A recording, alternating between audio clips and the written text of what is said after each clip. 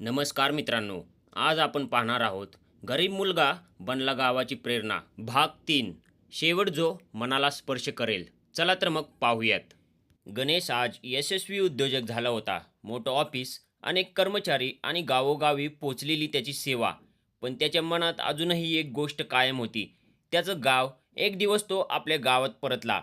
ज्या शाळेत तो कधी फाटकी बॅग घेऊन जायचा, तिथे आज तो मुख्य पाहुणा म्हणून उभा होता. स्टेजवर उभा राहून त्याने मुलांकडे पाहिलं. त्या डोळ्यात त्याला स्वतःचं बालपण दिसलं. तो हळूच म्हणाला, मी सुद्धा तुमच्यासारखाच होतो. रिकाम्या खिशाचा, पण स्वप्न मात्र मोठी होती. आणि ती स्वप्न पूर्ण करण्याची जिद्द त्याहून मोठी होती. संपूर्ण हॉल शांत झाला. गणेशने त्या शाळेसाठी डिजिटल लॅब उभारण्याची घोषणा केली.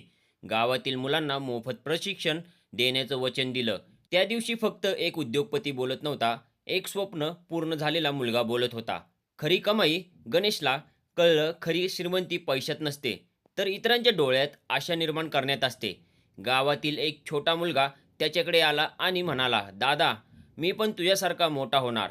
गणेशच्या डोळ्यात पाणी आलं, कारण त्याला जाणवलं त्याचा स्वप्नाचा महाल आता फक्त त्याचाच राहिला नव्हता.